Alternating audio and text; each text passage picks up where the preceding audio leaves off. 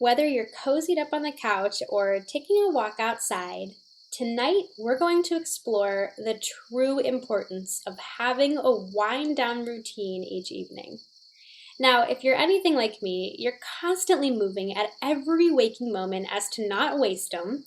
You speak to multiple different people each day, barely have enough time to eat lunch, and are juggling a to-do list that's 800 tasks long. Okay, that's a little extreme. Maybe 300. Does that sound familiar? Well, if you're a workout person, this will make sense to you. Athletes, high-level athletes, prioritize training, nutrition, and sleep. Amateurs prioritize going as hard as they possibly can and ignoring the rest of the factors. Yet they expect to see instant results inside and out. But that's just half the story. You won't see the progress of feeling relaxed if you only have a morning routine or you only dedicate 10 minutes to sitting in silence each day. The nighttime routine is the nutrition aspect to the high-level athlete. It basically completes the package of your day with a pretty ribbon and bow on top. That's what tonight's video is all about. To lie in bed listening to at night when you're struggling. I typically read at night. When I watch TV before bed, I do not sleep great. And I know there's tons of scientific research on this topic to support it, but bottom line, I know my body well enough to know TV before bed is not the best option. It's the easier option, but good sleep is worth its weight in gold to me. So I'm willing to do what it takes. If it's not a book, I'll usually listen to a podcast with someone who has a soothing voice with a light topic that's easy to fall asleep to as well. The routine I go through at night is non-negotiable unless I'm up late filming a YouTube video or at a really fun party that night. At 8 p.m., I brush my teeth, I wash my face, I stretch, put on comfy PJs, although realistically this happens way earlier on most days, and cozy into bed. I set strict rules for myself not to work or eat in bed. Occasionally I may have a snack here or there, but it's not very often. To reserve that space for rest only, as to not confuse the energy of my body and mind. When I lay there, my body knows it's time to sleep. I then read for about 20 to 30 minutes to calm down even further. I keep my home cold and sleep with the fan on because temperature is everything. Earplugs and an eye mask, and please, you've got yourself an uninterrupted night. But it's not that easy most nights, and if I'm still struggling, I do have a few mental exercises I run through that I wanted to share with you today as I figured they might be helpful. The first one is that I ask myself, what was good about today? I'll run through scenarios that made me particularly happy or just stuck out to me and replay those, sending an intention of gratitude for the person, the place, and the interaction. I examine what went well. The second that I do sometimes, and this is only if you're a person who can do this without spiraling, is I go through what I could have handled differently or better in other occurrences.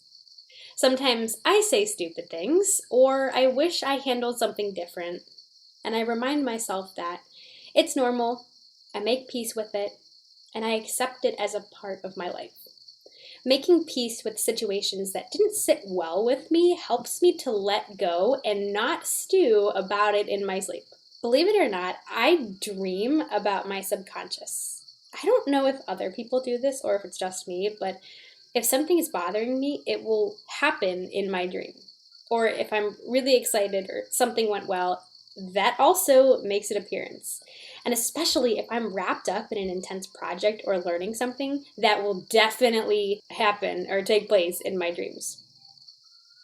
A few ways that I clear my conscience is I picture the front of a car windshield as my brain from the day. I begin to use a gas station soap.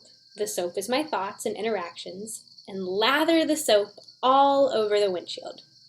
Then I wipe away the soap one stroke at a time, and it cleans my brains of thoughts to hold more for the next day. This works often for me as it provides kind of a visual for my brain to focus on. Another thing I do is I count sheep backwards, like from 100. And because my brain is the way that it is, I also picture sheep jumping over a fence, but in reverse because I'm counting backwards.